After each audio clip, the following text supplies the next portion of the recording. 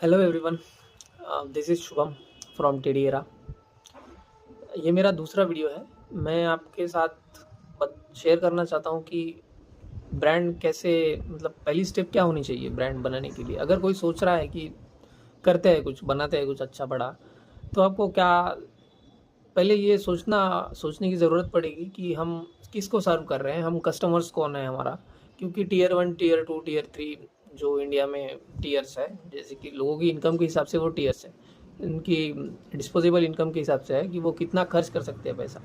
तो आप कौन से सेक्टर में, कौन से टीयर में आप सेल करना चाहते हैं, लोगों की इनकम क्या है और आपका प्रोडक्ट क्या है, आप क्या वैल्यू बेच रहे हैं। अगर वैल्यू क्रिएट नहीं हुई तो आपने, मतलब वैल्यू अगर क्रिएट नहीं हुई तो कस्टमर्स फिर से चीज़ नहीं लेंगे। और ऐसा है बिजनेस में कि फिर से चीज़ लेने के लिए आपको कस्टमर के दिमाग में ही पहुंचना पड़ेगा। उसको उसके दिमाग में रहना चाहिए कि ये चीज़ ली थी और वही चीज़ हमको फिर से वही से लेनी है। क्योंकि जब तक आप बेच देते हो एक चीज़ उसको, उसके उसके बाद टाइम स्पैन में 10 एड्स चलती है, जैसे कि आपको पता है सोशल मीडिया पे। तो वो चीज़ कोई कहीं और से आराम से ले लेता है। लेकिन आपको अगर बनाना है कुछ, तो उसको ऐसा पेनिट्रेट करना पड़ता है उसके दिमाग में कि भाई ये चीज़ है और इसकी वैल्यू है। बाकी फिर से ऐड करेंगे, फिर से बेचेंगे, फिर से ऐड का स्पेंड लगाएंगे, उसमें प्रॉफिटेबल नहीं बनेगा बिजनेस। आपने देखा होगा बहुत सारे ऐड्स चलते हैं, बहुत सारे बिजनेसेस है, लेकिन बिजनेसेस प्रॉफिटेबल नहीं है वो।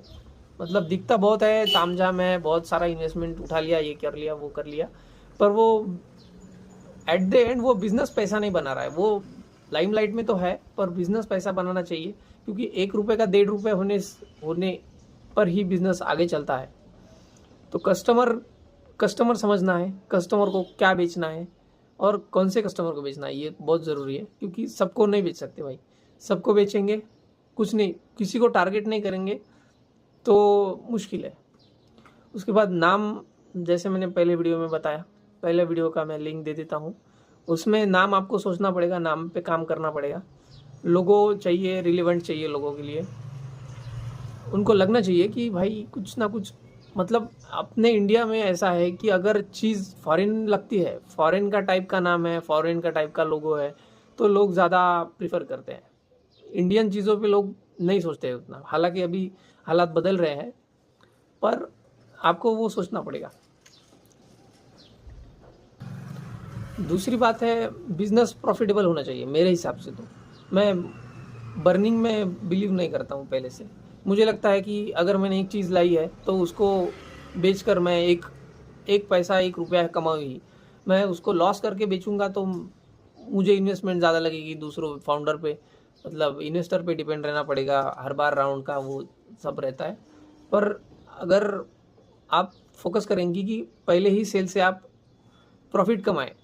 क्या कभी कभी क्या होता है, एड स्पेंड में बहुत सारे एड स्पेंड कर देते हैं हम लोग, उसके बाद काम सारा बहुत करते हैं। मतलब ऐड आए तो ऐड किया तो ज़्यादा ऑर्डर्स आएंगे, उसको प्रोसेस करेंगे, ऐसा लगेगा बिजी है, बिजनेस ग्रो हो रहा है, ऐसा वैसा लगता है। लेकिन बैलेंस शीट जब आप चेक करेंगे 1 महीने बाद, 2 महीने बाद, आपको पता चलेगा कि भाई एड स्पेंड किया था 50,000 रुपये का और सेल हुआ था 2 लाख का। उसके बाद चेक किया कि रिटर्न आ गए पार्सल, 30% पार्सल रिटर्न आ गए। उसके बाद एक्सपेंसेस कितना लगा, लॉजिस्टिक्स में कितना लगा, ये सारी चीज़ें आप देखेंगे तो 50,000 के एड स्पेंड पे 80,000 का रेवेन्यू होता है। वो प्रॉफिटेबल बिजनेस नहीं बोल सकते अपन उसको। और वो टाइम के साथ वो सब पता चलता है कि पैसा जा रहा है जेब से, आ नहीं रहा है बेजेब में। वो लगता है अपने को अपन काम कर रहे हैं बहुत ज़्यादा, पर वो नहीं चलता है भाई टाइम टाइम के साथ में। तो आपको ये चीज़ देखना पड़ेगा कि प्रॉफिटेबिलिटी, मेरे हिसाब से, अगर मेरी आप वीडियो देख रहे हैं, समझ रहे हैं, तो मेरे हिसाब से पहले से ही आपने प्रॉफिटेबल रखना चाहिए। भले ही सेल कम हो, कस्टमर कम हो, लेकिन स्पेंडिंग में ज़्यादा नहीं जाना है। स्पेंडिंग में जाएंगे तो स्पेंडिंग में खर्चा करते रहेंगे और इधर इन्वेंट्री ख़त्म होगी, फिर वो प्रॉब्लम होता है। जैसे कि मुझे एक्सपीरियंस है उसका, मैं जब भी रैपिड एक्सपेंशन के चक्कर में गया हूँ, मैंने लॉस ही किया है। तो प्रॉफिटेबल के चक्कर में रहिए, और ये सोशल मीडिया और ये जो क्विक सक्सेस है इसके चक्कर में मत पड़िए। टाइम लगता ही है। अगर ब्रांड बना रहे हैं तो लोगों के मन में आपको जगह बनानी है। लोग जगह बनाने नहीं देते। इंडिया में ऐसा नहीं है भाई, इंडिया में बहुत दम लगता है लोगों के इसमें जाने के लिए, दिमाग में जाने के लिए और वो वहाँ पे रहने के लिए। तो आपको मेहनत तो करनी पड़ेगी, टाइम जितना लेगा उतना लेगा ही वो। और एक बात बता दूँ कि मैं आपको ऐसा फ्रेमवर्क नहीं दूँगा, मैं रियल टॉक्स करूँगा। मेरे वीडियोस में ऐसा लीनियर है, ये इसके बाद वो करना है, उसके बाद वो कुछ नहीं रहेगा। आपके साथ मैं बात कर रहा हूँ बस सिंपल, मैं कोई स्क्रिप्ट लिख के नहीं कर रहा हूँ। मैं बात कर रहा हूँ आपके साथ डायरेक्टली, जो मेरे दिमाग में आता है मैं आपको बता रहा हूँ। उसमें कुछ इंसाइट्स हो सकती है, आप वो समझिए। और गलतियाँ करने से नहीं डरना होगा, क्योंकि काम कोई भी स्टेप लेने के बाद ऐसा सिंपल, ऐसा मेरा फंडा, मेरा और मेरा दोस्त का फंडा ऐसा है कि अगर हमें 100% ग्रोथ चाहिए तो 100 आइडियाज़ इम्प्लीमेंट करना है और हर एक आइडिया से 1% ग्रोथ एक्सपेक्ट करना है। बस सिंपल है, 100% हो जाएगा। सिंपल, आराम से यही सोच के कीजिए। बहुत ज़्यादा फास्ट एक्सपेंशन में बहुत सारे बिजनेस डूब जाते हैं। आप, मैं नाम नहीं ले सकता क्योंकि मैं क्वेश्चन नहीं कर सकता किसी को, मैं इतना बड़ा नहीं हूँ, लेकिन है एक्सपेंशन के चक्कर में दिक्कत तो होती है। एक मूवी रिकमेंड करूँगा, तुमसे ना हो पाएगा। ये मूवी है, बॉलीवुड में ही है, आप देख लीजिए इसको। ये बढ़िया मूवी है, बताएगी कि slow and steady wins the race. उसी के साथ में होता है काम, ऐसा लगता है मुझे।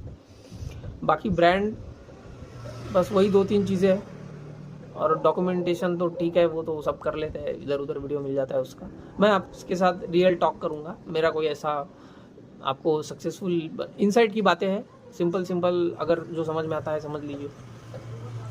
बाकी अगर आ रहा है, दिमाग में जा रही है कुछ बात, तो सब्सक्राइब कर लीजिए, दोस्तों के साथ शेयर कीजिए जिसको लगता है।